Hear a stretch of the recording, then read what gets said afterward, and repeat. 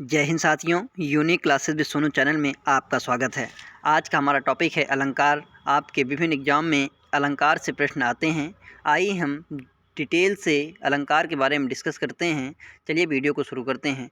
Video शुरू करने से पहले यदि मेरे चैनल पर नए हैं तो मेरे चैनल को सब्सक्राइब करें, लाइक करें और शेयर करना ना भूलें। Thank you.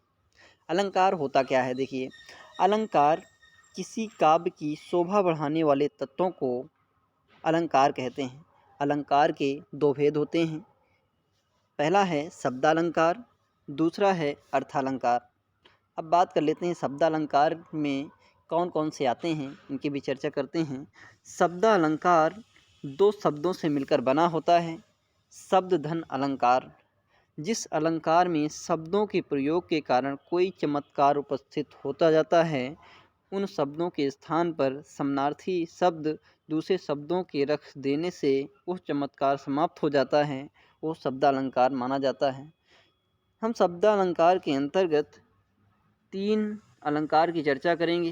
पहले नंबर पे आता है अनुप्रास अलंकार।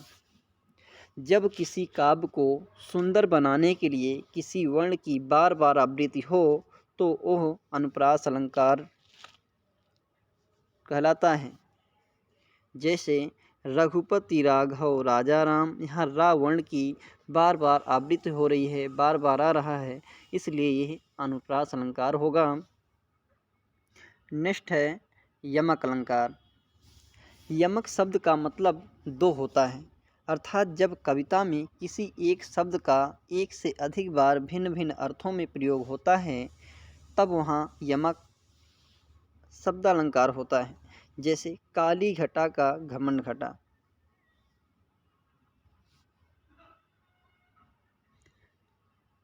नेक्स्ट है श्लेष अलंकार। जहाँ पर कोई शब्द एक ही बार आए लेकिन उसके अर्थ अलग अलग निकलें, वहाँ पर श्लेष अलंकार होता है। जैसे रहीमन पानी राखिए, बिन पानी सब सून, पानी गए न उबरे, मोती मानस चून।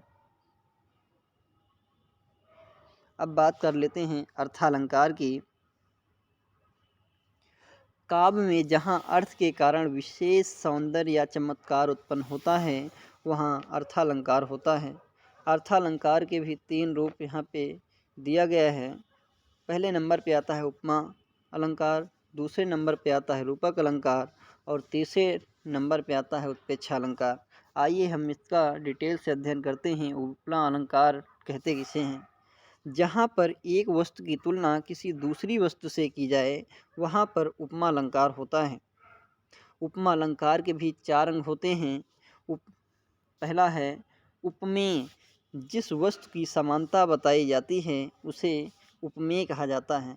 यहाँ पे उपमा लिखा हुआ है लेकिन इसे उपमान होना चाहिए।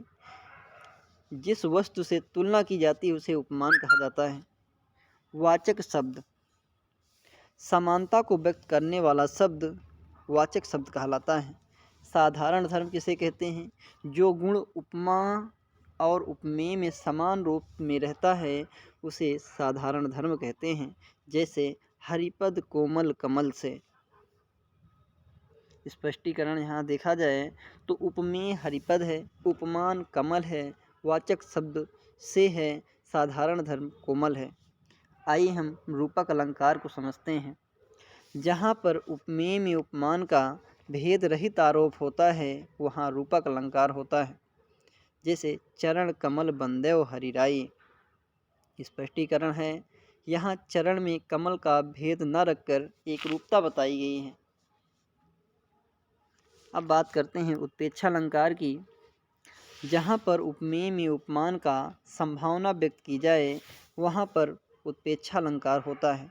इनके काव्य में मन मानो, जन जानो, मानव जन्म आदि शब्द जुड़े होते हैं, उसे उत्प्रेक्षा अलंकार कहते हैं। जैसे सोहत ओढ़े पीट पटु, श्याम सलोनय गात, मानव नील मणिशैल पर आतप प्रयोग प्रभात। स्पष्टीकरण यदि देखा जाए, यहाँ पीत वस्त्र धारण किए हुए श्री कृष्ण के श्याम शरीर, जिसे हम उपमेय कहते हैं, में प्रातःकालीन धूप से सुशोभित नीलमणि शैल की संभावना की गई है। अतः यहाँ पर उत्प्रेक्षा अलंकार होगा। आई होप हमारा वीडियो आपको पसंद आया होगा। यदि मेरे चैनल पे नए हैं तो मेरे चैनल को प्लीज़ सब्सक्राइब करें, लाइक करें, शेयर करना ना भूलें। Thank you.